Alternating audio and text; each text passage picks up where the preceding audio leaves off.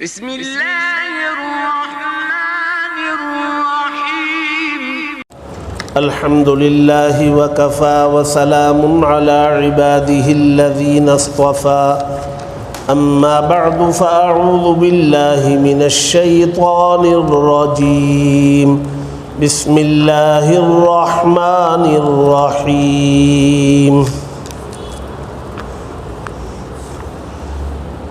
فلولا أنه كان من المسبحين للبث في بطنه إلى يوم يبعثون صدق الله العظيم۔ بزرگان محترم، عزیزان گرامی، قرآن مجید کا 24واں پارہ مکمل کیا گیا الحمدللہ، اور تراویح ہم نے 20ویں پڑھی، اور کل انشاءاللہ 21ویں تراویح پڑھیں گے، اور تاقرات بھی ہوگی، اعتکاف کا بھی مسئلہ ہے، آخر میں ذکر کروں گا انشاءاللہ۔ ابھی سردست میں نے کل آپ کو بتایا تھا حضرت یونس علیہ السلام کا واقعہ، اس میں نے 2-3 باتیں اس واقعے کے اندر جو اہم ترین سبق ہمارے لیے تھا وہ میں نے ذکر کیا۔ نمبر 1، اسلام میں مایوسی نہیں ہے۔ آدمی کتنا ہی بڑا گنہگار کیوں نہ ہو، توبہ کا دروازہ کھلا ہے، بخشش کی بارش جاری ہے، اللہ تبارک و تعالی بندوں کے انتظار میں ہے۔ یہ پہلا سبق تھا جو حضرت یونس علیہ السلام کی قوم پر عذاب کے نازل ہونے کا فیصلہ ہو چکا تھا، یونس علیہ السلام کو بتا دیا گیا تھا، وہاں سے نکلنے کا حکم بھی دے دیا گیا تھا، ان سب پر عمل ہو گیا تھا، عذاب بھی نازل ہونا شروع ہو گیا تھا، اور بادل جو ہے وہ آسمانوں پر وہ نیچے کی طرف آنے لگے، اور سارا گاؤں ساری بستی اندھیرا چھاتا چلا گیا، تو ان لوگوں کو کوئی راستہ نظر نہیں آیا، ایک ہی راستہ تھا، اور یہ ایک ہی راستہ ہمیشہ ہر مذہب کے ماننے والوں کے پاس ہے۔ وہ راستہ وہ اللہ کا ہے، وہ وحدہ لا شریک لہ، وہ ایک اللہ کی ذات ہے، وہ دروازہ کبھی بند نہیں ہوتا ہے، ساری دنیا کے دروازے بند ہوتے ہیں اور وہ ایک دروازہ ہمیشہ کھلا رہتا ہے۔ آیت الکرسی آپ سب کو یاد ہوگی، اس کے اندر اس کو بیان کیا ہے، کیا ہے؟ اللہ لا الہ الا هو الحی القیوم لا تأخذہ سنۃ ولا نوم۔ یہ سینہ کہتے ہیں اونگ کو، آدمی بیٹھے بیٹھے اونگتا ہے، بہت سارے لوگ نماز میں بھی اونگتے ہیں اور کبھی بازو والے پہ گرنے جاتے ہیں۔ ہماری سمجھ میں آج تک یہ نہیں آیا کہ ایک بندہ نماز میں کھڑا ہے، اسے نیند کیسے آ رہی ہے، نہیں سمجھ میں آیا۔ اللہ کے دربار میں کھڑا ہے، نماز کی حالت میں ہے، اسے نیند آ رہی ہے۔ پیشاب لگا ہو تو نماز پڑھنے سے منع کر دیا، بڑے استنجا بیت الخلاء ٹوائلٹ جانا ہے منع کر دیا، نماز مت پڑھو۔ بھوک لگ رہی ہے منع کر دیا، نماز مت پڑھو۔ کیوں منع کیا گیا؟ اس لیے کہ توجہ نہیں رہے گی، پیشاب لگا ہے توجہ سب ادھر رہے گی، بھوک لگ رہی ہے توجہ ادھر رہے گی، تم یکسوئی سے نماز ہی نہیں پڑھ سکتے، لہذا نماز مت پڑھو، پہلے کھا لو پیٹ بھر کے، پہلے جاؤ استنجا کر لو پھر نماز پڑھو، جماعت نہیں مل رہی ہے کوئی بات نہیں، لیکن نماز تو یکسوئی سے پڑھو۔ اب ہم یکسوئی سے پڑھنے کے لیے کھڑے ہیں، ہمیں نیند آ رہی ہے نماز میں۔ غفلت، لاپرواہی، نماز کی حقیقت کو نہ سمجھنے کا نتیجہ، لاپرواہی میں آ گئے، رکعت باندھ لی، کھڑے ہو گئے، کون سا دربار ہے، کہاں کھڑے، کس کے سامنے کھڑے؟ ایسی ہی نمازیوں کے بارے میں اللہ نے فرمایا فویل، ہلاکت ہے ایسے نمازیوں کے لیے میری آپ کی بد دعا نہیں، سیدھے اللہ کی بد دعا ہے۔ آپ کو سمجھنا ہے، سورہ ماعون اٹھا کے پڑھ لیجئے، اس کا ترجمہ سمجھ لیجئے۔ اس لیے ہم ہمیشہ نماز کے بارے میں آپ کو تاکید کرتے رہتے ہیں۔ وہ بچوں کو لاتے ہیں نا، ہمیں بہت خوشی ہے بچے آتے ہیں، لیکن ان کی وجہ سے نماز میں خلل ہوتا ہے تو پھر ہماری نماز تو چلی جاتی ہے۔ 2 دن سے ہم ظہر میں دیکھ رہے ہیں کوئی بچی کو یا بچے کو لے آ رہے ہیں اور وہ ادھر ہی کھڑے ہوتے ہیں، وہ ہماری نماز میں خلل ہوتا ہے۔ پتہ نہیں کیوں ہمیں نماز میں تھوڑی مسجد میں آواز برداشت نہیں ہوتی۔ تو اللہ تبارک و تعالی لا تأخذہ سنۃ ولا نوم، سنہ کہتے اونگ کو۔ اللہ تبارک و تعالی فرما رہے ہیں اللہ لا الہ الا ہو، اللہ کے سوا کوئی معبود نہیں، الحی زندہ ہے ہمیشہ، القیوم کھڑا ہے تیار ہے، تھک کے کبھی بیٹھا نہیں، بیٹھنے کی اسے ضرورت نہیں ہے، وہ کبھی تھکتا نہیں ہے۔ لا تأخذہ سنۃ، کبھی اسے اونگ آتی نہیں، ولا نوم، سونے کی اسے ضرورت نہیں ہے۔ اونگ آنا کس کی علامت ہے؟ تھکان کی علامت ہے، لاپرواہی کی علامت ہے۔ تھکان بھی عیب ہے، لاپرواہی بھی عیب ہے، اور وہ عیبوں سے پاک ہے۔ تو جب اسے اونگ نہیں آتی، جب اسے نیند نہیں آتی، وہ کبھی تھکتا نہیں، اور وہ قیوم تیار ہے، تو اس کا دروازہ تو ہمیشہ کھلا۔ دروازہ بند کس کا ہوتا ہے؟ جس کو سونا ہوتا ہے۔ دروازہ بند کس کا ہوتا ہے؟ جسے آرام کرنا ہوتا ہے، جسے کھانا ہوتا ہے، جسے ریسٹ کرنا ہوتا ہے، جسے بیوی کے پاس جانا ہوتا ہے، جسے بچوں کو وقت دینا ہوتا ہے، اسے اس کا دروازہ بند ہوتا ہے۔ اس لیے اللہ کی ذات تو وہ ہے، اسے کسی چیز کی ضرورت نہیں، لم یلد ہے ولم یولد ہے ولم یکن لہ کفوا احد ہے۔ لا تأخذہ سنۃ ولا نوم۔ تو معلوم یہ ہوا کہ اللہ کا در کبھی بند نہیں ہوتا۔ اللہ کے علاوہ سب کے دروازے بند ہوتے ہیں، کھلتے ہیں، بند ہوتے ہیں، کھلتے ہیں، بند ہوتے ہیں۔ یہ مخلوق کی بات ہے، وہ خالق ہے، اس کا دروازہ بند نہیں ہوتا ہے۔ لہذا اس گاؤں والوں نے سب مل کر کے جمع ہو کے کہا بھئی ایک ہی در ہے، چلو پکارو۔ پکارا تو اللہ نے وہ آیا ہوا عذاب وہ واپس بلا لیا، آ جاؤ بھائی۔ بادلوں کو بلا لیا، روشنی ہو گئی، کھل گیا، عذاب ٹل گیا۔ کیا بتانا چاہتے ہیں اللہ تبارک و تعالی؟ قرآن میں اس واقعے کو نقل کر کے مجھے اور آپ کو بتانا چاہتے ہیں کہ ایسے نافرمان جن کی نافرمانی کی وجہ سے عذاب کا نازل ہونے کا فیصلہ ہو چکا تھا اور عذاب نازل ہونا شروع بھی ہو گیا تھا، معافی مانگی، ہم نے قبول کر لی، تو کیا ہمارے لیے معافی کا دروازہ کھلا نہیں ہے؟ توبہ کا دروازہ ہمارے لیے کھلا نہیں ہے؟ نہیں ہے، بولیے۔ کھلا ہے، 24 گھنٹوں کھلا ہے، جب آپ چاہتے ہیں تب کھلا ہے۔ ایک سبق تو اس میں یہ ملا۔ دوسرا سبق یہ ملا، اللہ فرماتے ہیں کہ بھی اگر وہ تسبیح جاری نہ رکھتے تو قیامت تک اسی میں رہتے۔ معلوم یہ ہوا کہ تسبیح جو ہے وہ بہت پتے کی بہت عجیب و غریب نسخہ ہے۔ حضرت جنید بغدادی رحمۃ اللہ علیہ جب وہ اپنی آخری عمر میں تھے نا، تو تسبیح ان کے ہاتھ میں تھی۔ لوگوں نے پوچھا کہ آپ اتنے بڑے مقام پر پہنچ گئے ہیں، آپ حضرت جنید بغدادی اتنے بڑے مقام پہ پہنچ گئے اور آج بھی تسبیح ہاتھ میں ہے؟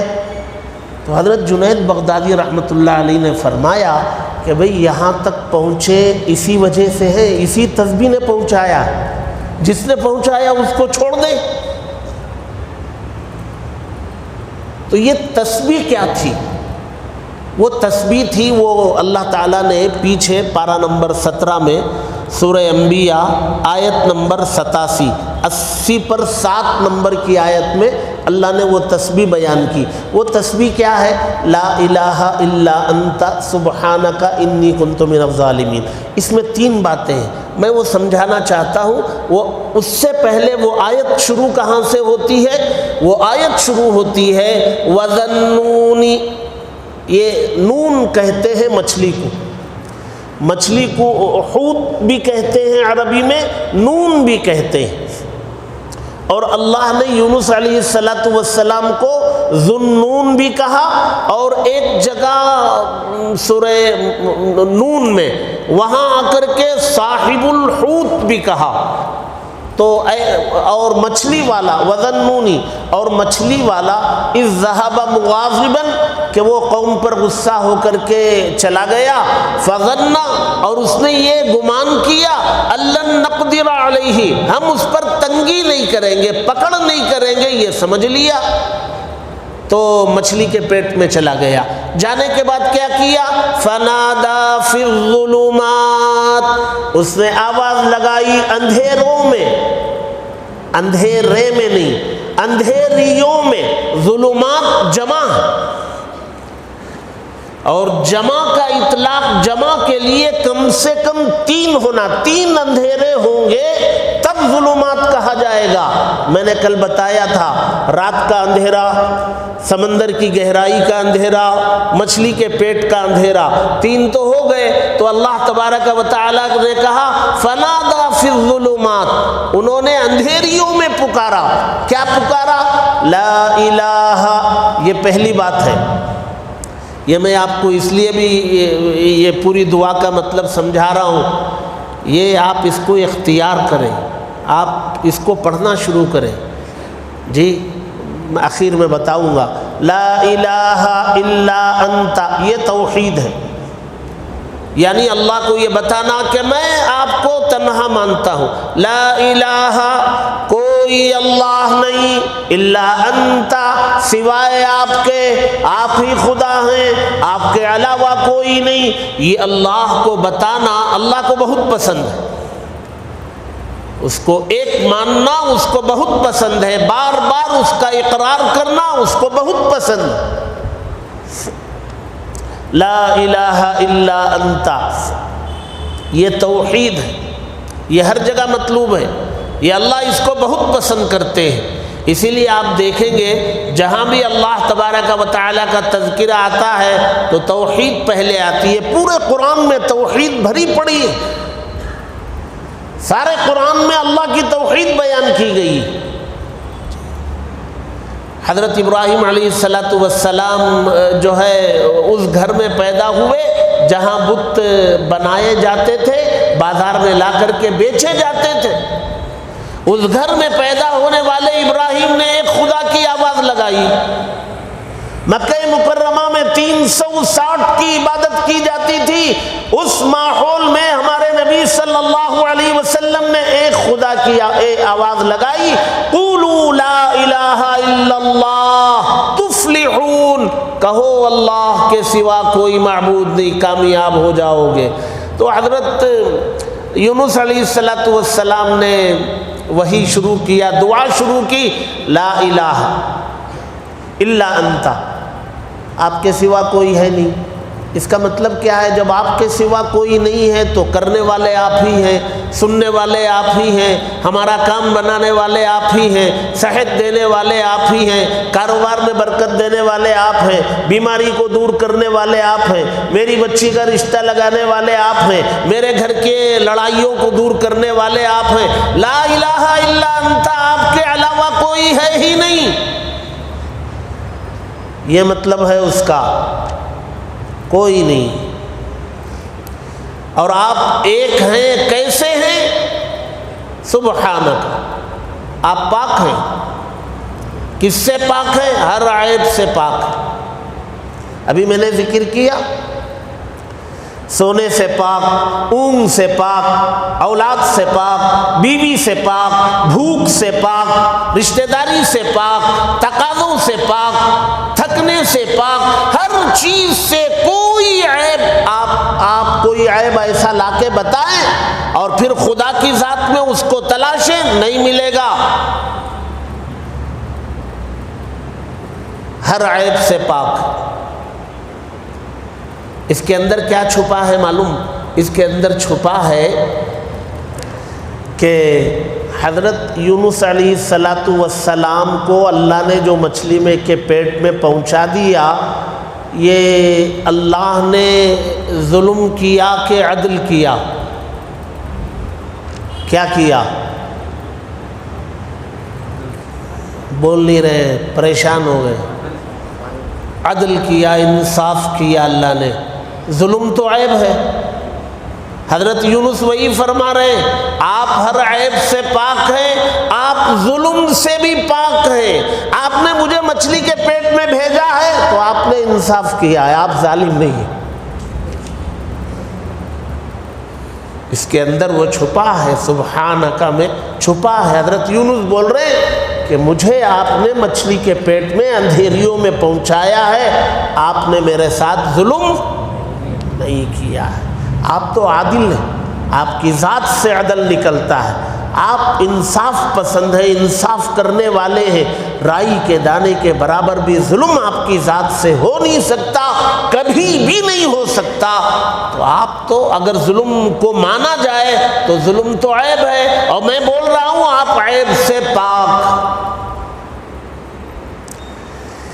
ایک سیکنڈ میں ہو گیا، ایک سیکنڈ، اس ایک سیکنڈ میں اللہ تبارک و تعالی اپنے بندے کو مکہ مکرمہ سے وہ شام فلسطین لے کے آنا، اور وہاں سارے انبیاء سے ملاقات کرانا، اور وہاں جو ہے نماز کا قائم کرنا، وہاں سے آسمانوں پر جانا، سارے آسمانوں کی سیر کرا کر کے واپس لے آ کے مکے میں چھوڑ دینا ایک سیکنڈ میں۔ اللہ قادر ہے کہ نہیں ہے؟ اگر آپ قادر نہیں مانیں گے تو عیب ہے، اور اللہ عیب سے۔ اسی لیے معراج کا واقعہ جو شروع ہوتا ہے قرآن میں، وہ کہاں سے شروع ہوتا ہے؟ سبحان الذی، پاک ہے وہ ذات، سبحان، یہاں بھی وہ لا الہ الا انت سبحانک۔ معراج کا واقعہ اللہ بتانے سے پہلے شروع ہی کر رہے، سبحان الذی، پاک ہے وہ ذات۔ تمہارے دل و دماغ میں اگر یہ آئے گا کہ یہ کیسے ممکن ہے کہ مکے سے شام چلا جائے اور شام سے آسمانوں پر چلا جائے، سائنس کا کوئی وجود نہیں ہے اور سواریوں کا کوئی نظام نہیں، اونٹ کا گھوڑے کا سفر کا زمانہ، اس زمانے میں ایسا کیسے ممکن ہے؟ تو یہ خدا کی قدرت پر سوال ہو گیا، اور خدا کی قدرت پر سوال عیب ہے، اور اللہ فرماتے ہیں میں عیب سے پاک۔ تو حضرت یونس علیہ السلام فرما رہے ہیں سبحانک، آپ کی ذات عیب سے پاک ہے۔ اللہ نے مجھے کالا بنا دیا، ظلم کیا اللہ نے میرے اوپر، بولو بھائی نہیں نا، انصاف کیا، میری بھلائی اسی میں تھی، اللہ نے وہی کیا، وہ ظلم نہیں۔ ظلم عیب ہے، اللہ عیب سے پاک۔ جی اللہ نے مجھے غریب بنا دیا، مال نہیں دیا، ظلم کیا، نہیں بول رہے آپ کا ایمان مضبوط نہیں ہوگا، نہیں، آپ اللہ تعالیٰ نے مجھے اگر غریب بنایا ہے، انصاف کیا، کیا کیسے پتا؟ مالدار بناتا تو پتہ نہیں میں شراب خانے میں ہوتا، نعوذ باللہ، جوئے خانے میں ہوتا۔ مال نہیں دیا، اللہ کے گھر میں بیٹھا ہوں، کون سا اچھا ہے؟ مال دے کر جوئے خانے میں ہونا اچھا ہے، یا غریب بنا کر اللہ کے گھر میں بیٹھنا اچھا ہے؟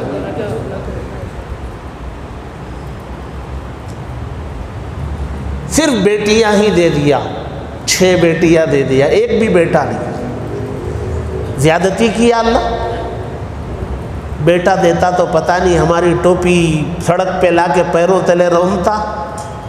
اس سے اچھا ہے کہ بیٹیوں کے ساتھ عزت تو باقی ہے۔ جس کے ساتھ اللہ نے جو کیا ہے اس کے ساتھ وہی انصاف ہے، وہ زیادتی کرنے والی ذات نہیں ہے، وہ کسی پر ظلم کرنے والی ذات نہیں۔ کیوں؟ سبحانک۔ نماز میں رکعت باندھتے ہیں اور سب سے پہلے کیا پڑھتے ہیں؟ ثنا کہاں سے شروع ہوتی ہے؟ آپ ہمیں زبردستی لا کے کھڑا ہی نہیں، آپ جو ہے غلام ہم لوگوں کو غلام کی طرح کھڑے ہونا اور کھڑا کرنا اور غلام کی طرح ہمیں دیکھنا، یہ آپ کا مقصد نہیں۔ غلام کی طرح دیکھنا یہ تو متکبرین کا مقصد ہے۔ جو وہ فرعون تھا نا، انا ربکم الاعلی، میں خداؤں میں سب سے بڑا خدا ہوں، وہ فرعون کا کام ہے کہ لوگوں کو جھکا ہوا دیکھنا پسند کرتا ہے۔ یہ جھکا ہوا دیکھنا پسند کرنا عیب ہے، اور ہمارے اللہ عیب سے، اس لیے ہم نماز شروع کرتے ہی بتاتے ہیں سبحانک اللہم، اللہ آپ عیب سے پاک۔ آپ ہمیں جھکتے ہوئے دیکھنا آپ کو پسند ہو، ایسا نہیں ہے، ہمیں جھکا نہیں رہے آپ، ہمیں آپ اپنے سے قریب کرنے کا ایک نسخہ بتا رہے ہیں۔ انجیکشن لگاتے ہیں، تکلیف ہوتی ہے، لیکن ڈاکٹر ہمارے ساتھ تکلیف پہنچانے والا ہوتا ہے یا صحت پہنچانے والا؟ وہ تکلیف نہیں پہنچا رہا ہے، ہمیں نماز میں کھڑا کے اللہ ہمیں قریب کرنا چاہتا ہے، وہ عیب سے پاک۔ تو عجیب و غریب دعا ہے حضرت یونس علیہ السلام کی، علوم کے خزانے اس کے اندر ہیں۔ لا الہ الا انت، توحید، یہ ہر جگہ اللہ کو، بول میں بھی عمل میں بھی، صرف بول میں نہیں کہ میں اللہ کے علاوہ کسی کو مانتا نہیں، اور کہیں جا کے سجدہ کر رہے ہیں، کہیں جا کے منت مان رہے ہیں، کہیں جا کر کے سب کچھ مان رہے ہیں۔ یہ کیا ہے؟ یہ تو اللہ تعالیٰ بولتے ہیں بھئی بول کچھ رہا ہے، کر کچھ رہا ہے جی۔ اور دوسری بات ہے سبحانک، وہ پاک۔ اب پھر میں مچھلی کے پیٹ میں آ گیا نا، اس نے تو زیادتی نہیں کی، ظلم نہیں کیا، تو پھر میں کیوں آ گیا مچھلی کے پیٹ میں؟ تو آ گئے، فرمایا انی کنت، میں ہی ظالم ہوں، میں ہی زیادتی میں نے ہی کی، چوک مجھ سے ہوئی، مجھے وہاں رہنا تھا۔ اللہ سے ہر بات، جب اللہ کی وحی میرے پاس آ رہی ہے، گاؤں سے نکلنے کے لیے اللہ نے مجھے وحی بھیجی، اب مجھے کیا کرنا ہے وہ بھی تو وحی بھیجے گا، مجھے انتظار کرنا تھا، میں نے نہیں کیا، تو چوک تو میرے سے ہوئی، ظالم میں ہی ہوں، آپ عیب سے پاک۔ جب میں ظالم ہوں مجھے سزا ملی، آپ نے صحیح کیا، میں سزا کا مستحق تھا، آپ نے مجھے سزا دی، میں یہی کہتا رہوں گا، لا الہ الا انت سبحانک انی کنت من الظالمین۔ جی، آدم علیہ السلام کو، حوا علیہ السلام کو آسمانوں سے زمین پہ اتار دیا، تو ان دونوں نے ایک دعا کی، جب تک اللہ نے توبہ قبول نہیں کی ان کی ایک دعا تھی، دونوں کی۔ کیا دعا تھی؟ ربنا ظلمنا، کیا مطلب اس کا؟ اے ہمارے رب، ہم نے ظلم کیا۔ کون؟ ہم دونوں نے۔ ظلمنا، آپ جنت سے نکال کے آپ نے ظلم، آپ عادل ہیں، آپ کیسے ظلم کر سکتے ہیں؟ ظلم ہم نے کیا ہے، زیادتی ہم نے کی ہے، آپ نے ہمیں زمین پہ بھیج کے عدل کیا۔ معلوم یہ ہوا کہ اپنی غلطیوں کو ماننا اللہ کو بہت پسند ہے۔ جو غلطی مانتا ہے اللہ اسے دیتے ہیں، اور غلطی کا نہیں ماننا یہ تکبر کی علامت ہے۔ شیطان نے مانا نہیں، اللہ نے کہا بھئی سجدہ کر لے، اس نے کہا نہیں میں نہیں کروں گا، آپ اس کو مٹی سے پیدا کیے، مجھے آگ اوپر جاتی ہے، مٹی نیچے آتی ہے، اور میں نیچے کیوں آؤں، میں تو اوپر جاؤں گا۔ تو اپنی غلطیوں کو ماننا، اعتراف کرنا، اللہ کے سامنے آ کے بیٹھ کے، اللہ کسی کو نہیں معلوم میں نے یہ گناہ کیا، آپ جانتے ہیں، میں جانتا ہوں، آپ نے پردہ ڈال رکھا ہے، آپ نے آج تک چھپایا ہے، معاف کر دیجئے اللہ، معاف کر دو۔ یہ اللہ کو بہت پسند ہے۔ تو تین اس میں جز ہیں، ایک ہے توحید، اور دوسرا ہے اللہ کی ذات کی تنزیہ، اس کو بے عیب کا عقیدہ رکھنا اور وہ بتانا، اور اپنے گناہ کا اقرار کرنا۔ تو ایک وقت آیا اللہ تعالیٰ نے کہا بھائی مچھلی کو حکم دیا نکالو ان کو باہر، اور صرف نکالا نہیں، اس کے بعد پورا اکرام کیا، جہاں نکل کے پڑے وہاں درخت اگایا۔ قرآن میں ذکر کیا اللہ نے، کوئی کہانی نہیں بول رہا ہوں، ناول نہیں ہے، سیریل نہیں ہے، قرآن۔ اللہ نے ایک سایہ دار درخت اگایا، اس کے پھل کھلائے، وہاں قریب میں پانی تھا وہ پلایا، پھر صحت دی، پھر اسی گاؤں میں بھیجا، جاؤ دوبارہ۔ سوال پیدا ہوتا ہے، اللہ نے آگے فرمایا لا الہ الا انت سبحانک انی کنت من الظالمین، پڑھتے رہے، وہ اختلاف ہے 40 دن تھے کتنے دن تھے وہ اختلاف ہے، وہ جتنا بھی رہے تو جب یہ پڑھتے رہے تو ایک وقت آیا اللہ نے کہا فاستجبنا لہ، اللہ فرماتے ہم نے ان کی دعا قبول کی، ہم نے ان کے پکارنے کا جواب دیا۔ اوپر آیا تھا نا فنادا، انہوں نے پکارا تو فاستجبنا، ہم نے جواب دیا۔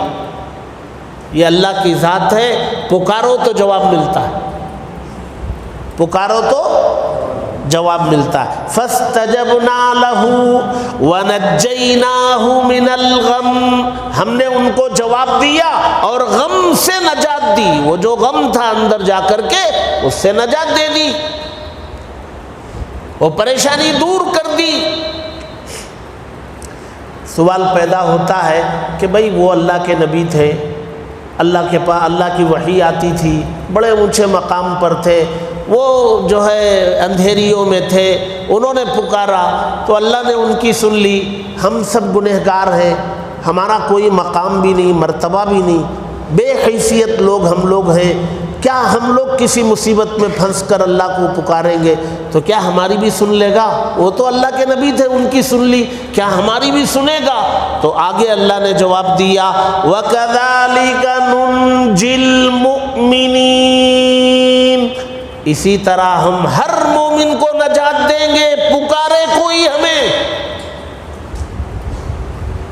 ہمیں کوئی پکارے ہم اسے جواب دیں، پکارنے والا ہے، ہم تو مائل با کرم ہیں، کوئی سائل ہی نہیں، ہم دینے کے لیے تیار ہیں، کوئی مانگنے والا نہیں۔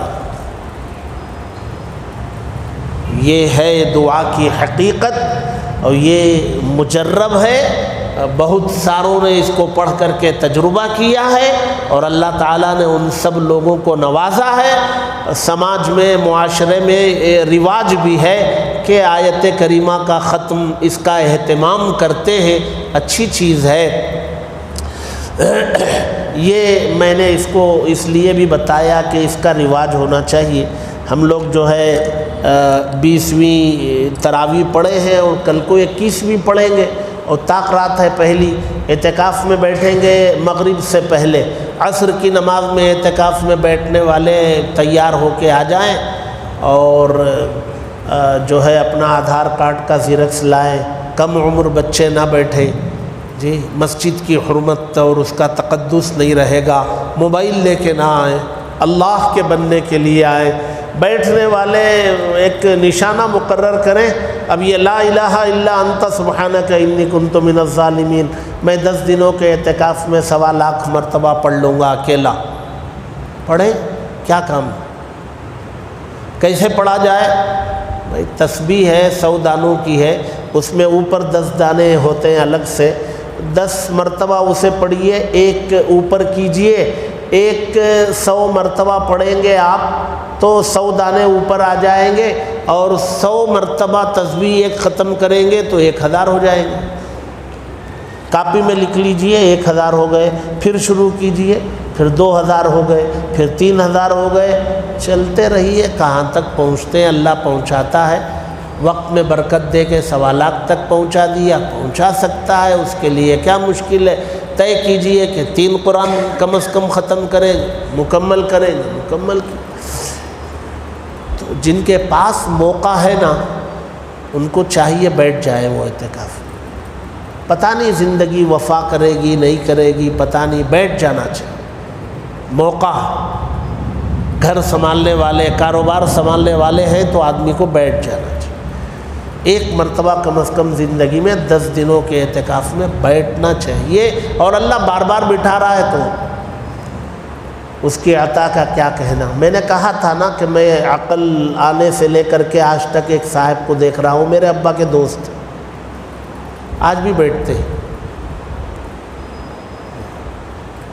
تو کل سے اعتکاف میں بیٹھنا ہے، جن احباب کو بیٹھنا ہے وہ عصر کی نماز میں پوری تیاری کے ساتھ آ جائے۔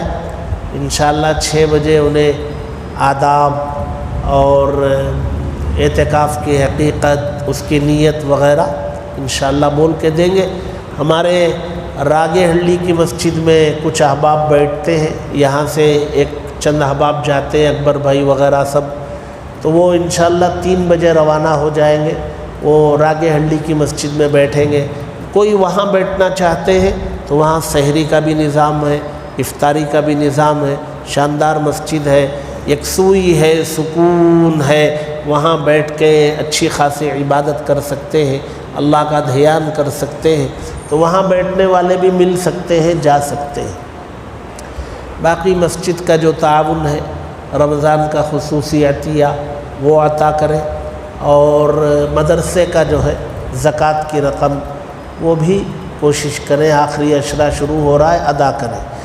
اب یہ طاق راتوں کا سلسلہ بھی شروع ہو رہا ہے، شب قدر 5 طاق راتوں میں ایک ہے، اعتکاف کا بڑا مقصد وہی ہے۔ اب کل سے طاق راتیں ہیں، جاگنے کی راتیں نہیں ہیں، عبادت کی راتیں۔ تو جاگنے کی رات اگر کوئی بولے صبح سے جاگنے کے راتا، فوراً روک ڈالو، بھائی جاگنے کی نہیں، عبادت کی رات، ٹھیک کرو جملہ آپ کا۔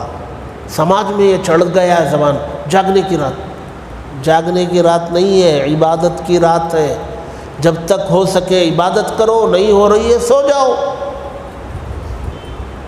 سڑکوں پر، ویلنگ میں، ہوٹلوں میں، اور صحیح معنوں میں یہ راتیں سب تنہا عبادت کے لیے، یکسوئی کے لیے ہیں۔